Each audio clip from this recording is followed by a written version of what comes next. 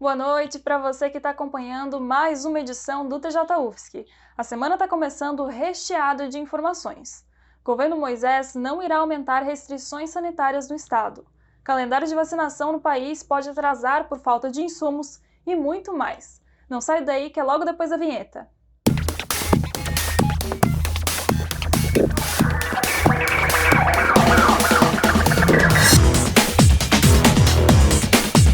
Na manhã de hoje, o governador Carlos Moisés declarou que não pretende aumentar as restrições sanitárias e econômicas no estado. De acordo com seu depoimento, as medidas aprovadas em abril pela então governadora em exercício Daniela Rainer devem continuar vigorando até o término do prazo do decreto, ou seja, no próximo dia 17. Moisés ainda afirmou que seu objetivo a partir de agora será a fiscalização e que desta forma será possível diminuir o número de casos ativos que segue em instabilidade. A partir daí, o governo do estado pretende definir quantos leitos continuarão destinados à Covid-19 e quantos poderão ser destinados a cirurgias eletivas. Vamos aos dados atualizados de coronavírus no estado. As informações são da Secretaria Estadual de Saúde. Desde o início da pandemia, foram registrados 911.947 casos confirmados de contágio. Do total, 879.360 estão recuperados e outros 18.492 são casos ativos. Foram registradas 14.095 mortes no estado. Para que este quadro melhore, precisamos de vacinas, certo? Infelizmente, o processo de imunização no país pode ser atrasado caso o governo chinês não libere a tempo a importação dos insumos necessários para a produção da vacina da Coronavac no Brasil. Segundo o Instituto Butantan, responsável pelo Invase, a expectativa é retomar as atividades após 15 de maio, data programada para recebimento de um novo lote da matéria-prima. Hoje, a entidade encaminhou cerca de 2 milhões de doses da vacina ao Ministério da Saúde e até o final de semana deve entregar mais 2 lotes. Porém, após os envios, será necessário o recebimento de mais matéria-prima para dar continuidade ao que estava planejado. De acordo com o governo de São Paulo, as dificuldades de comunicação com as autoridades chinesas se devem às declarações polêmicas do governo federal. Falando de notícia boa agora, um projeto desenvolvido aqui na Universidade Federal de Santa Catarina para facilitar a identificação de quadros graves de Covid-19 foi classificado para a segunda fase do Tech Woman Paper Contest. O prêmio tem como objetivo incentivar mulheres na área da pesquisa de ciência, tecnologia, engenharia e matemática. O projeto, produzido pela doutoranda Franciele Moralski, trabalha um método que pode antecipar o reconhecimento de casos positivos de coronavírus. A ideia é utilizar um sensor biodegradável e de baixo custo que consiga identificar células específicas no sangue do paciente e cujo aumento progressivo no organismo está associado à evolução da doença. O trabalho foi aprovado no Comitê de Ética e segue para a fase final, na qual será aplicado em pacientes do Hospital Universitário Polidoro Hernani de São Tiago. E como vocês sabem, ontem foi Dia das Mães. Nesse período de pandemia, mais de 2 milhões de crianças nasceram no país e, com certeza, algumas mães são de primeira viagem.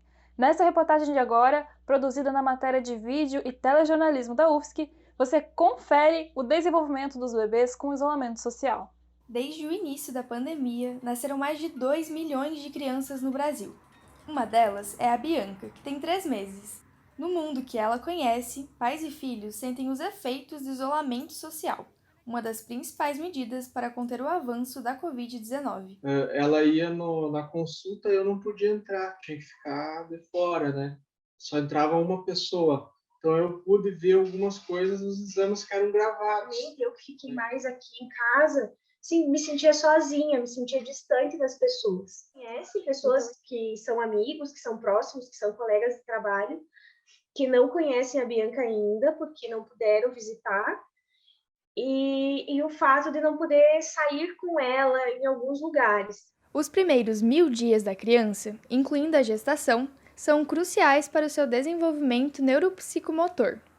Na fase chamada de primeiríssima infância, o bebê precisa, além de cuidados com a saúde, de relações sociais. A gente nasce com um corpo, com um cérebro que tem potência. tem potência para desenvolver.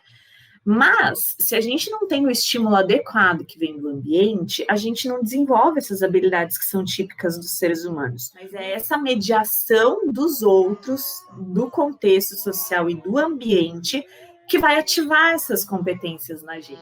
Os cuidados que a mãe tem com essa criança, o ambiente onde essa criança vive, os estímulos que essa criança recebe, se essa criança é amada ou não, se é negligenciada ou não.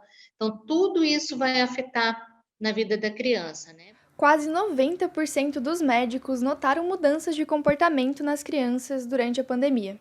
Oscilações de humor, ansiedade e irritabilidade são algumas das queixas. De estresse para a criança, tá? Que nem a pandemia, uma pessoa muito doente na casa, a perda de um familiar, tudo isso pode acontecer e refletir esses sinais na vida da criança. Não se sabe com precisão os efeitos a longo prazo. Por isso, é recomendado que os cuidadores fiquem atentos ao desenvolvimento do bebê e, se necessário, busquem ajuda médica. Estimular o aprendizado em casa é uma das formas de prevenção. Estimular, conversar, cantar, contar historinha quando eles são maiorzinhos, né? E passar todo o tempo possível com essa criança e que esse tempo seja proveitoso. Por enquanto o que nos resta é matar a saudade de longe por chamada de vídeo mesmo. A tecnologia e o trabalho remoto têm sido grandes aliados da família da Bianca, que vê nela uma esperança em meio a esse momento difícil. O que ajuda a passar por isso são as redes sociais, o WhatsApp, Skype, que você pode ter o contato com outras pessoas para poder conversar. E a gente não se arrepende.